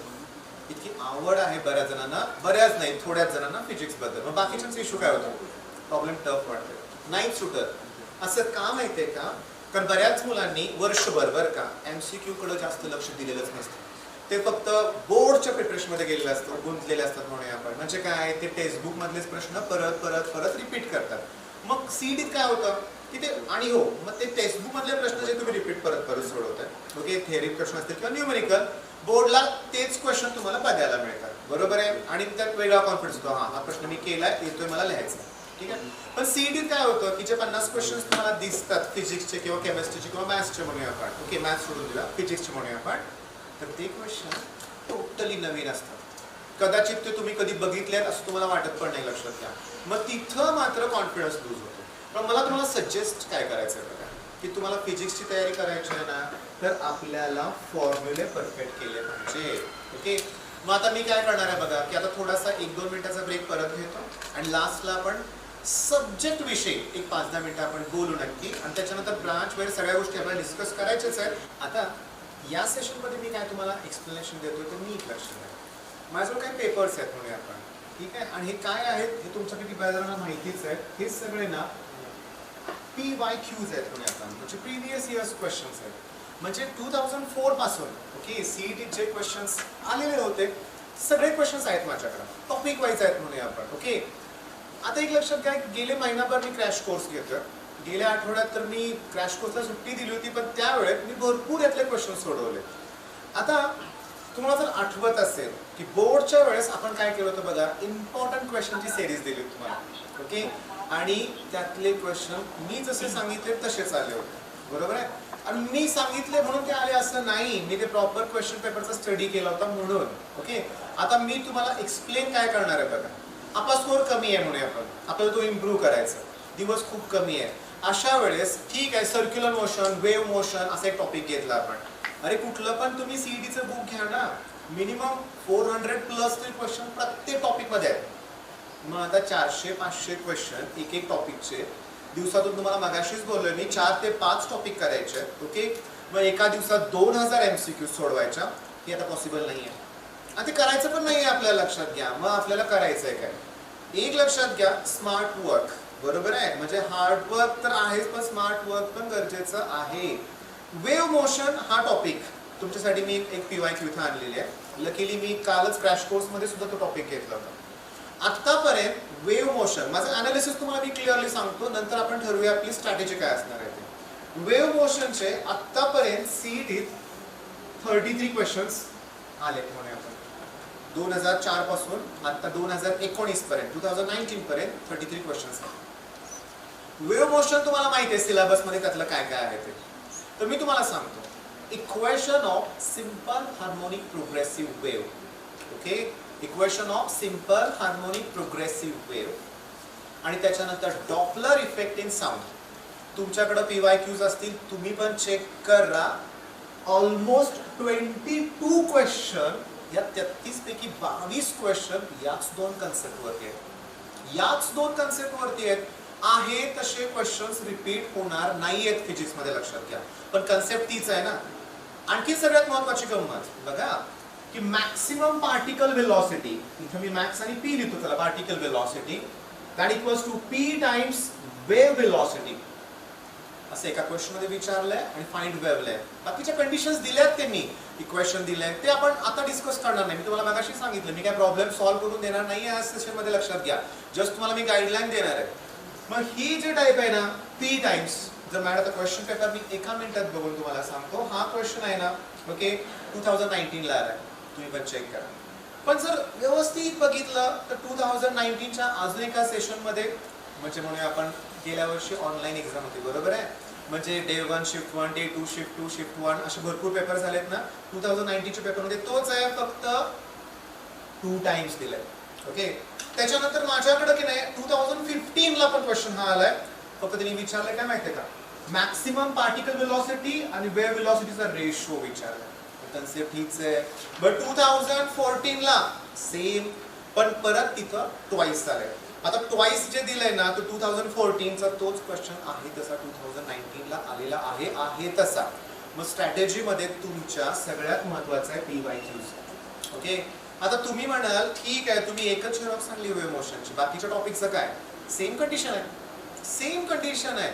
मग आता मला काय म्हणायचं आहे की तुम्ही काय केलं पाहिजे सांगतो. PYQs घ्या आणि पाठ करा, चालेल का. नाही, मी मगाशीच बोललो तुमचा कन्सेप्ट क्लिअर पाहिजे. आता एक कन्सेप्ट म्हणजे काय सांगू का क्लिअरली, फॉर्म्युला तरी करा ना. बोलतात फॉर्म्युला तुम्हाला त्या टॉपिकचे आलेच पाहिजेत. आता या टॉपिकमध्ये डॉपलर इफेक्ट आहे. तुम्हाला डॉपलर इफेक्ट माहिती आहे ना की ॲपरंट फ्रिक्वेन्सी हे इथं VO लिहितो मी, ऑब्झर्वरचं स्पीड, आणि इथं नॅचरल फ्रिक्वेन्सी. मी जाणून बुजून इथं प्लस मायनस दिलं नाही आहे, तर त्या कंडिशननुसार तुम्हाला आलं पाहिजे ना. ओके, प्लस केव्हा घ्यायचं, मायनस केव्हा घ्यायचं.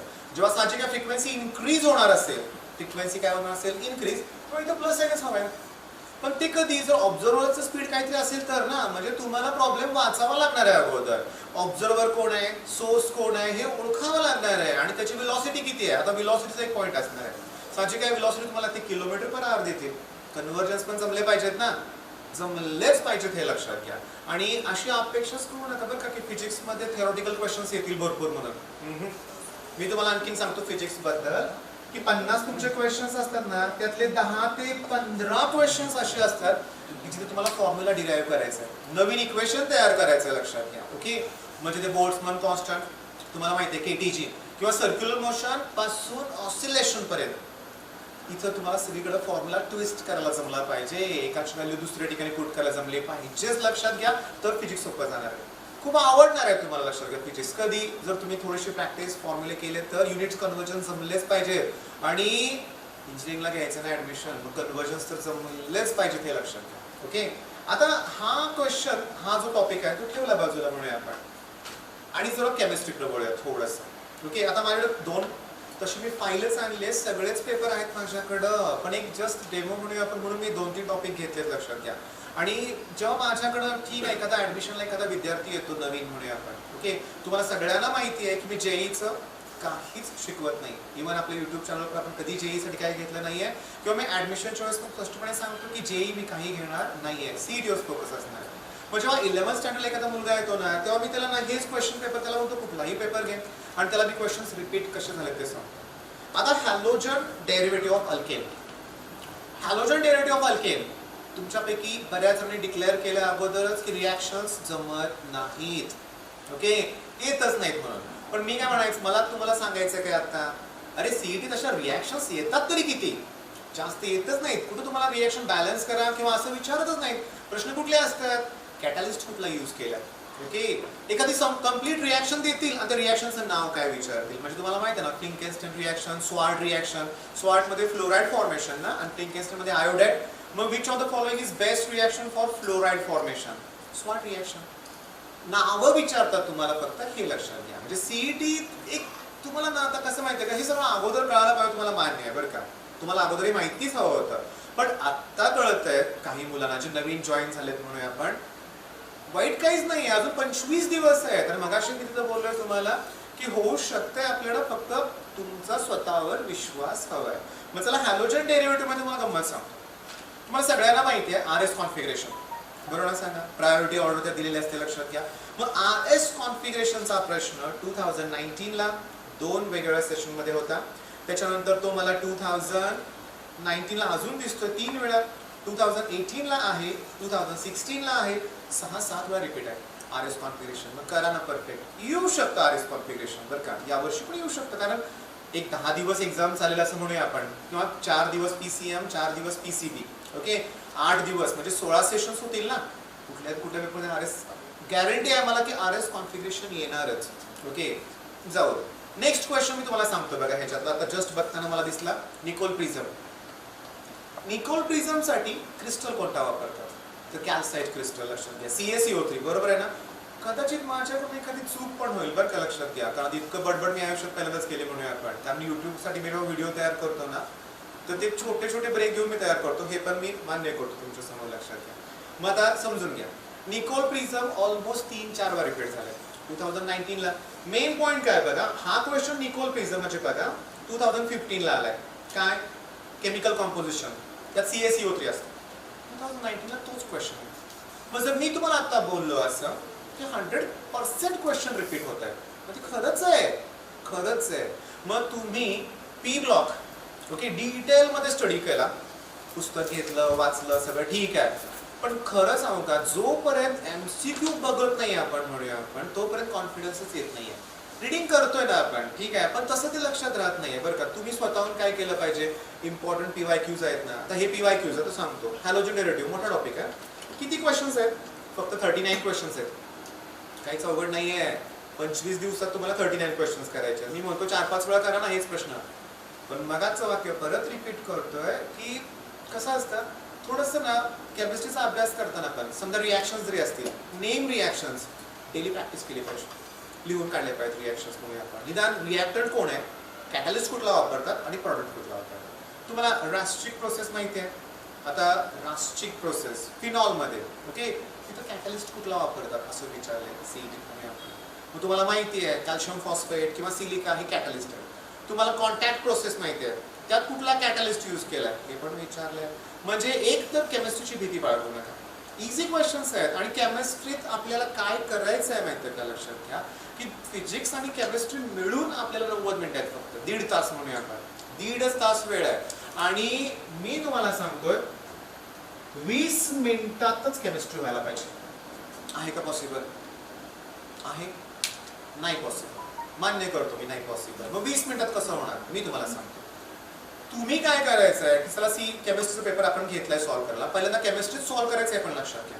ओके, पहिलंच न्यूमेरिकल आहे. ओके, इलेक्ट्रोकेमिस्ट्रीचं म्हणूया आपण, येतंय तुम्हाला, पण तुम्हाला गॅरंटी आहे की एका मिनिटात ते होणार नाहीये. येतंय तुम्हाला न्यूमेरिकल, पण विदिन मिनिट पॉसिबल नाहीये ना, स्किप करायचंय. मग मी बोललो तुम्ही स्किप करायचा, तो क्वेश्चन नाही सॉल्व्ह करायचा. थोडासा वाचलाय, येतोय, ठीक आहे, नेक्स्ट बघूया आपण. स्किप केलं. मग कुठले क्वेश्चन सॉल्व्ह करायचे आहेत? डेन्सिटी विचारले, अरे 10 सेकंदाचं काम आहे. ओके, आणि त्यावेळेस म्हणूया आपण 2000 गेल्या वर्षीच्या अगोदर 18-17 म्हणूया आपण, मग ते तुम्हाला माहिती आहे, ते गोल रंगवायचे असणार, बरोबर, असं त्यात वेळ जायचा. तुम्हाला नुसतं क्लिक करायचं आहे. आता तुमच्याकडे बेस्ट आहे, तुम्ही ऑप्शन चेंज पण करू शकता, बरोबर आहे. मग मेन पॉईंट काय, क्लिक करायला काही जास्त वेळ लागत पण नाहीये, म्हणजे 5 ते 10 सेकंदात तो क्वेश्चन अटेम्प्ट होऊ शकतो. ओके, मग फिनॉल मधल्या रिॲक्शन आहे, तुम्हाला माहिती आहे, कोल बेस्ड रिॲक्शन, रायमर्टिमन रिॲक्शन, पूर्ण रिॲक्शन दिलेले असते, नाव विचारले, विदिन सेकंड आन्सर त्याचं मिळणार आहे. हे क्वेश्चन व्हायलाच पाहिजे. 20 मिनिटं नाही, 10 मिनिटात होतील. मग 10 ते 15 मिनिटात, 20 मिनिटात तुमचे 50 क्वेश्चन्स बघून व्हायलाच पाहिजेत केमिस्ट्रीचे. ओके, ते झाले की मग स्किप केलेले क्वेश्चन सॉल्व्ह करायचे का? नाही, तुम्ही 20 मिनिटानंतर फिजिक्स कडे वळालंच पाहिजे, लक्षात घ्या. ओके, आणि फिजिक्स मध्ये सुद्धा, आता फिजिक्स मध्ये ना जास्तीत जास्त क्वेश्चन स्किप करावं लागणार आहे. तरी मी तुम्हाला गॅरंटी देतो, कुठलाही पेपर काढून बघायचा सीईटीचा, लक्षात घ्या, तुम्हाला 20 क्वेश्चन्स तरी फिजिक्सचे ना विदिन मिनिट सॉल्व्ह होणार असतील. सोपे सोपे, एकदम सोपे. आता ते वेव्ह मोशन ठेवले बाजूला, मी तुम्हाला माहितीच आहे की y = a sin omega T आणि -kx, हे स्टँडर्ड इक्वेशन आहे आपण. आता ते ओमेगाची व्हॅल्यू 2π/t मला माहिती आहे, 2π कॉमन काढता येईल, k च्या ठिकाणी 2π/λ, हे सगळं माहिती आहे. पण तुम्हाला हे इक्वेशन नाही देणार, दुसरं इक्वेशन देतील आणि फाइंड ओमेगा म्हणतील ना, मग टीचा जो कोएफिशियंट असेल तीच ओमेगाची व्हॅल्यू. विदिन मिनिट पॉसिबल आहे, मग असे 20 क्वेश्चन्स असतातच. मग कशीच बोललोय, 70% क्वेश्चन इझी असतात, त्यातले विदिन मिनिट सॉल्व्ह होणारे पण 20 क्वेश्चन्स आहेत. म्हणजे तुम्हाला सांगू का, हे 20 प्रश्न आपल्याला सॉल्व्ह करायचे, म्हणजे फिजिक्सला पण मी पुढचे ना 30 मिनिटं वेळ देतो तुम्हाला. 30 मिनिटात ते 20 क्वेश्चन्स व्हायला पाहिजे, आणि केमिस्ट्रीच्या पहिल्या 20 मिनिटात आपले 30 क्वेश्चन झाले असणार आहेत. ओके, म्हणजे हे 20 मिनिटं, 30 मिनिटं, 50 मिनिटं, म्हणजे अगदी काय म्हणूया आपण, एका तासापेक्षा कमी वेळात आपले 50 क्वेश्चन्स, 50 मार्क परफेक्ट झाले असणार आहेत. 40 मिनिटं वेळ आहे आपल्याकडे, बरोबर आहे. पण जे क्वेश्चन स्किप केले होते ना आपण, ते वाचलेले होते ना आपण, ते क्वेश्चन काय आहे ते आपल्याला माहिती आहे, मग तो वेळ पुन्हा वाचण्यात जाणारच नाहीये. ते 40, थोडक्यात काय म्हणायचंय मला, की 40 क्वेश्चन 40 मिनिट आहेत, मान्य त्याला वेळ जास्त लागतोय, त्यातही कमी वेळेत होतील असेच क्वेश्चन अगोदर करा. काही क्वेश्चनला 4-4, 5-5 मिनिटं लागू शकतात. हाच तर तसा जेई आणि सीईटीत फरक आहे, की जेई तसा वेळ असतो बरं का, क्वेश्चन पण लेंदी असतात, लक्षात घ्या. आता नर्व स्टिक क्वेश्चन इलेक्ट्रोकेमिस्ट्री मधला, त्याचे न्यूमेरिकल सीईटीत नाही येणार, कारण ते कमी वेळात होणं शक्यच नाहीये, लक्षात घ्या. आलं का ते हात तुमच्या? म्हणजे एक टॉपिक मी फिजिक्सचा घेतला, आणि हा जो मी केमिस्ट्रीचा तुम्हाला देतोय तो ठीक आहे, हॅलोजन डेरिव्हेटिव्ह, ऑर्गॅनिक म्हणूया आपण, रिॲक्शन्स. आता एक टॉपिक मला अजून डिस्कस करायचा आहे थोडासा, तो आहे थर्मोडायनॅमिक्स. ओके, माझ्यात काय फरक आहे मी तुम्हाला सांगतो, लक्षात घ्या, की मी पेपरचं अनालिसिस खूप छान करतो, लक्षात घ्या. आणि त्याच्यामुळे माझ्या मुलांना, म्हणजे तुम्ही माझीच मुलं, लक्षात घ्या, म्हणूया आपण, माझ्या स्टुडंटना म्हणायचं आहे मला, की त्याचा फायदा खूप होतो. थर्मोचा अनालिसिस तुम्हाला सांगू का, की first law of thermodynamics, mathematical equation, बघा बघू बरोबर आहे का, की डेल्टा U = Q + W, बरोबर आहे. तुम्ही 2019, 2018, पुन्हा 17, 16, 15, 14, अरे कुठलाही पेपर काढा सीईटीचा, फर्स्ट लॉ वरती 100% क्वेश्चन येतोच. मग मी सांगतो करा ना तो पॉइंट परफेक्ट, 1 मार्क परफेक्ट झाला तुमचा. आणि क्वेश्चन्स कसे आलेत ना, जरा बघूया आपण. बघा 2016 पासून सुरुवात करूया. Mathematical equation for the first law of thermodynamics for isochoric process. Isochoric process, volume constant, volume constant, work done 0, work done 0, delta U = Q, option बरोबर आहे. बट हा क्वेश्चन जेईला पण आला, की डेल्टा U इज, असं त्यांनी जेई मध्ये question विचारलं होतं, डेल्टा U इज, एवढंच होतं प्रश्नात, डेल्टा U इज, आणि ऑप्शन होते, करेक्ट ऑप्शन होता adiabatic work. Delta U is adiabatic work. का ते कळालं का, कारण ॲडियाबॅटिक प्रोसेससाठी Q ची व्हॅल्यू 0 असते. मग डेल्टा U म्हणजे वर्क डन ना, ते पण कुठल्या प्रोसेससाठी, ॲडियाबॅटिक प्रोसेससाठी. म्हणजे तुम्हाला ना फक्त हा फॉर्म्युला पाठ पण असून चालणार नाही ना. मग प्रोसेस कुठली आहेत, आयसोबारिक प्रोसेस एकदा आले, आयसोकोरिक ते पण आहे, ॲडियाबॅटिक त्याच्यासाठी पण आलंय. आणि एकदा विचारलं फर्स्ट लॉ ऑफ थर्मोडायनामिक्स आणि एकदा न्यूमेरिकल. 2019 आता सांगतो लक्ष 2019 तुमच्याकडे जर ही PYQs असतील किंवा मी तुमच्यावर नक्की ते शेअर पण करेन नंतर. तुमच्याकडे माझा नंबर आहे, व्हॉट्सअपला तुम्ही मला मेसेज करून घेऊ शकता. पण अगोदरच मी सांगतो लक्षात घ्या की व्हॉट्सअपवरचे मेसेज माझ्याकडून बघितले जात नाहीत बऱ्याच वेळा. ओके, म्हणजे लगेच तुम्हाला तुम्ही मेसेज केला आणि लगेच मी तुम्हाला PYQ सेंड केला असं पण होणार नाही, पण देईन मी तुम्हाला. मग 2019 ला इथे एक क्वेश्चन आहे की system 6 kilo joule heat absorb करते and does 1.5 kilojoule work on its surrounding. ते मी का वाचून दाखवतो माहिती आहे का? तुम्ही टेक्स्टबुक ओपन करा. टेक्स्टबुक मधला हा सॉल्व प्रॉब्लेम सोडून दिलेला आहे त्या व्हॅल्यूज आहेत लक्षात घ्या. म्हणजे तुम्हाला ना जे म्हणता ना तुम्ही न्यूमेरिकल्स केमिस्ट्रीचे जमत नाही आहेत, मग तुम्हाला टेक्स्टबुक मधलेच प्रॉब्लेम परफेक्ट करायचे. एक्स्ट्रा MCQs काही सॉल्व करायची गरज पण नाहीये. अगदी तुम्हाला सांगू का की मला इथं एक न्यूमेरिकल दिसतंय की ते पण टेक्स्टबुक मधलंच आहे वर्क डन साठी. ओके, म्हणजे डेल्टा यू डेल्टा किंवा work done minus P delta V formula तुम्हाला माहिती आहे. ओके, मग याच्यावरती सुद्धा न्यूमेरिकल आहे, याच्यात आहे तसं. मग थर्मोमध्ये मला काय लक्षात आलंय फर्स्ट लॉ. अरे पण तेवढं पण नाहीये आणि हेसेस लॉ तुम्हाला माहितीच आहे लक्षात घ्या. मग आता हेसेस लॉ किंवा मी असं प्रोड्यूस करतो किंवा हेस लॉ म्हणूया आपण. हेस मधले न्यूमेरिकल होते टफ आहे का माहिती ना तुम्हाला? ते तुम्ही बघितले वर्षभर सॉल्व केले थेअरीसाठी म्हणूया आपण. त्याचे कॅल्क्युलेशन टफ आहे. सीटी देते का तसं? बिलकुल नाहीये. एकदम इझी क्वेश्चन आहे तो सीटी लक्षात घ्या. तिथे जास्त तुम्हाला कॅल्क्युलेशन करावं पण लागत नाही. पण ती कॉन्सेप्ट तर क्लिअर पाहिजे.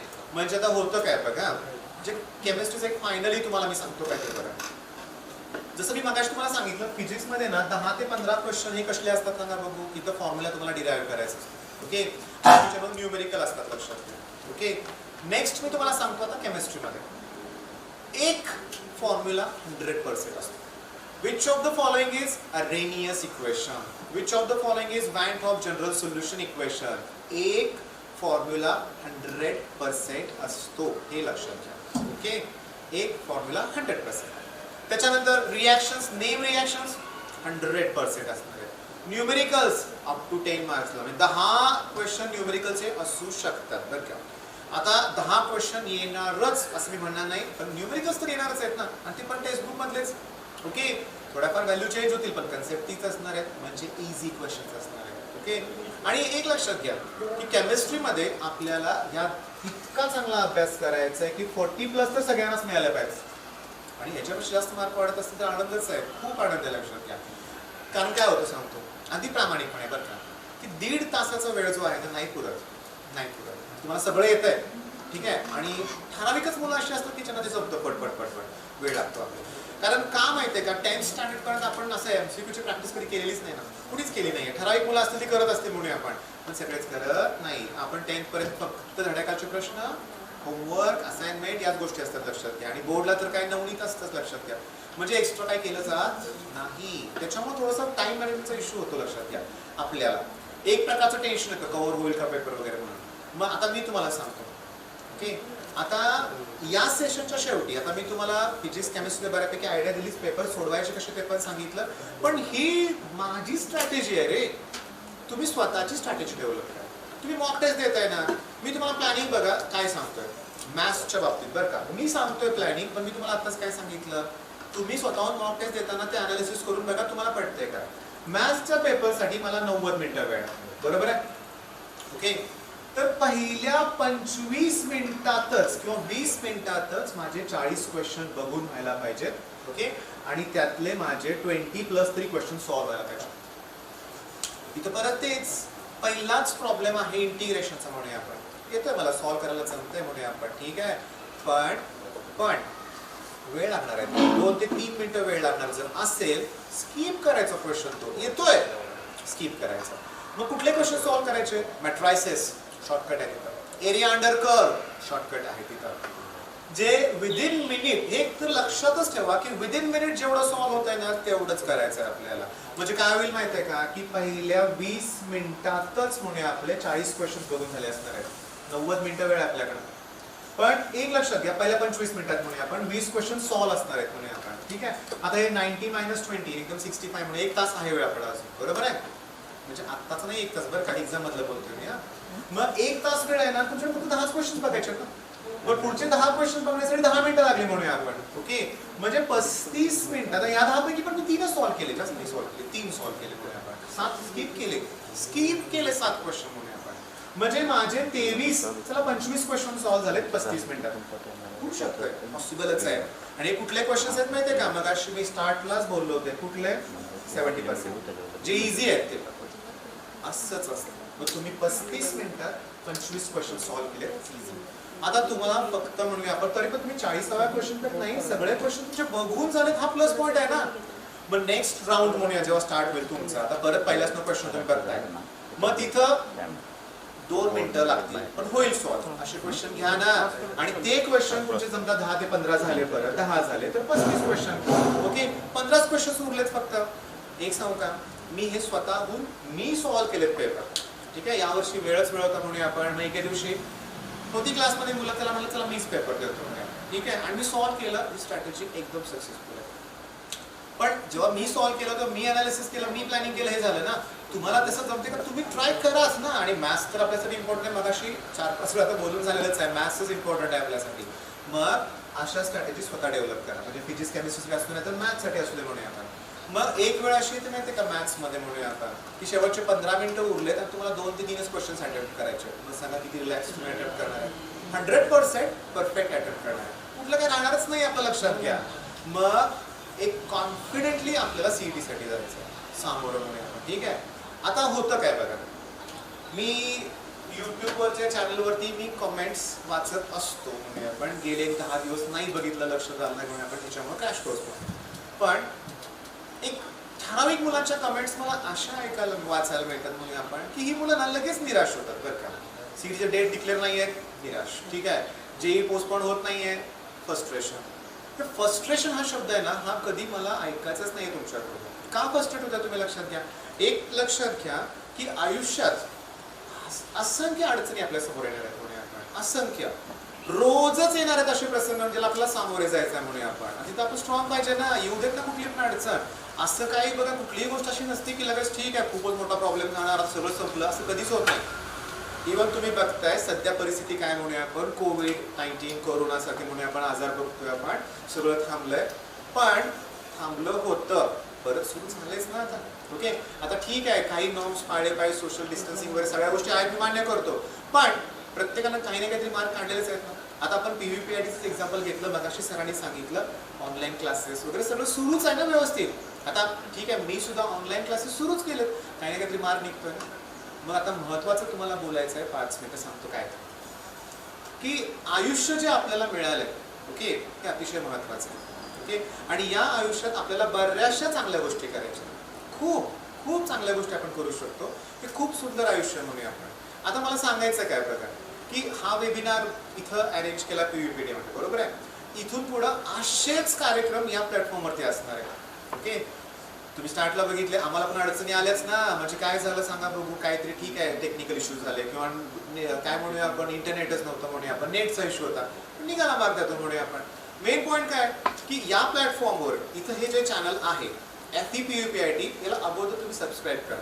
ओके, का, कारण हे खूप आपल्याला उपयोगी पडणार आहे चॅनल. का उपयोगी पडणार आहे सांगा बघू. कारण CET झाल्यानंतर म्हणूया आपण, की तुम्हाला जे ऍडमिशन प्रोसेस असणार आहे, डॉक्युमेंटेशन बद्दल माहिती लागणार आहे, किंवा बऱ्याचशा गोष्टी. मग तुम्हाला स्मिता यादव मॅडमचा नंबर आहेच, पुन्हा कोकणे सर आहेत लक्षात घ्या, किंवा इथला सगळा स्टाफ जो आहे तो तुम्हाला मदत करणारच आहे.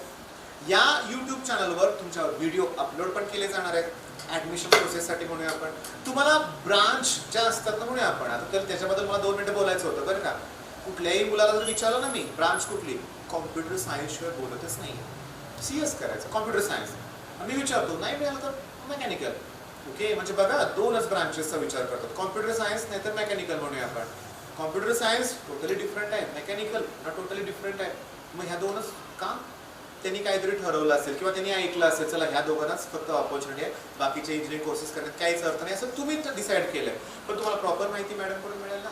त्यामुळं चॅनल अगोदर सबस्क्राईब करा. आणि सगळ्यात महत्त्वाचं की याच्यानंतर अजून एक वेबिनार आहे, लगेच नाहीये बरं का, थोड्या दिवसात तो ऑर्गनाईज होणार आहे. मग या सगळ्या गोष्टींची माहिती तुम्हाला चॅनलवर मिळेल.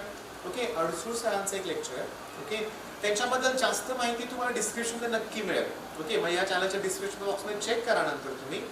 यूट्यूब चॅनलवरती तुम्हाला माहिती मिळेल. ओके, आणि त्यांच्यावर ते कुठल्या विषयावर बोलणार आहेत तर ते अतिशय महत्त्वाच्या विषयावर बोलणार आहेत, म्हणजे आपल्या आयुष्यावर. ठीक आहे, मग ते लेक्चर सुद्धा अतिशय महत्त्वाचे राहणार आहे. मग आता बघा, शेवटच्या 2 मिनिटात तुमचा निरोप घ्यायचा आहे. ओके, तुमचं जे काय माझ्यावर प्रेम आहे म्हणूया आपण, त्यामुळे एवढी मुलं मला इथं जॉईन झाली म्हणूया आपण. वेबिनारला खूप चांगला रिस्पॉन्स मिळाला. ओके, हे लेक्चर पुन्हा यूट्यूबवर अवेलेबल असणारच आहे. तर तुम्हाला काय करायचं आहे की हे तुमच्या मित्रांबरोबर हे शेअर करायचं आहे, लक्षात घ्या. आणि त्यांना सुद्धा चॅनल सबस्क्राईब करायला सांगा. ठीक आहे, मग आता मी हे थांबवतो इथं. पुन्हा एकदा तुम्हाला धन्यवाद म्हणतोय. Best of luck.